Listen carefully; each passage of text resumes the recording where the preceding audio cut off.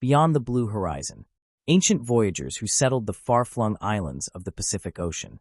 An important archaeological discovery on the island of Afata in the Pacific archipelago of Vanuatu has revealed traces of an ancient seafaring people, the distant ancestors of today's Polynesians. The site came to light only by chance. An agricultural worker, digging in the grounds of a derelict plantation, scraped open a grave, the first of dozens in a burial ground some 3,000 years old. It is the oldest cemetery ever found in the Pacific Islands, and it harbors the remains of an ancient people archaeologists call the Lapita. They were daring blue water adventurers who used basic canoes to rove across the ocean, but they were not just explorers. They were also pioneers who carried with them everything they would need to build new lives: their livestock, taro seedlings, and stone tools.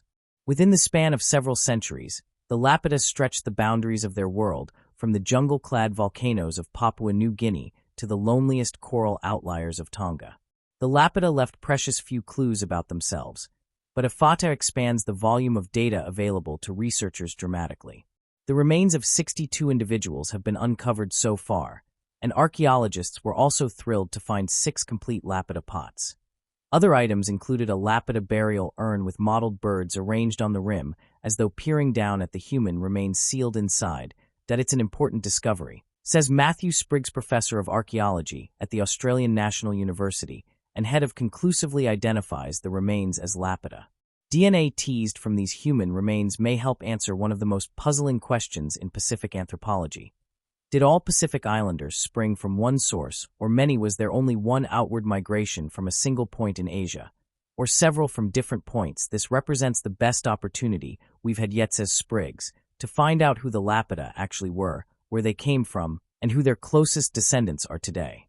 There is one stubborn question for which archaeology has yet to provide any answers.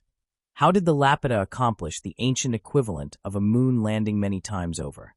No one has found one of their canoes, or any rigging which could reveal how the canoes were sailed. Nor do the oral histories and traditions of later Polynesians offer any insights, for they turn into myths long before they reach as far back in time as the Lapita. All we can say for certain is that the Lapita had canoes that were capable of ocean voyages, and they had the ability to sail them, says Jeff Irwin, a professor of archaeology at the University of Auckland. Those sailing skills, she says, were developed and passed down over thousands of years by earlier mariners who worked their way through the archipelagos of the Western Pacific, making short crossings to nearby islands.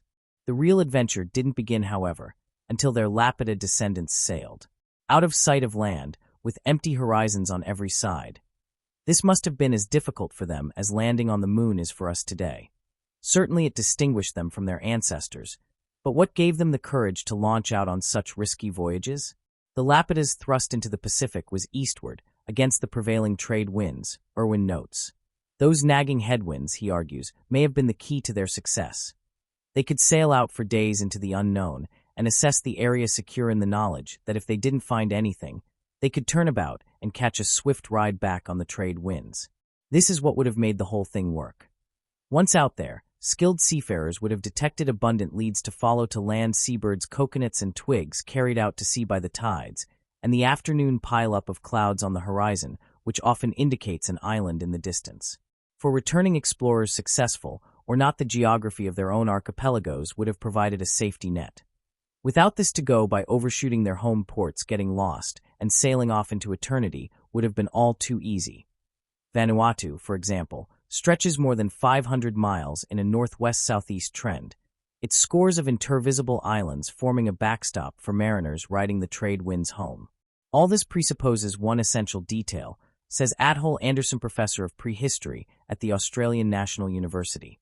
The Lapita had mastered the advanced art of sailing against the wind, and there's no proof they could do any such thing, Anderson says. There has been this assumption they did, and people have built canoes to recreate those early voyages based on that assumption.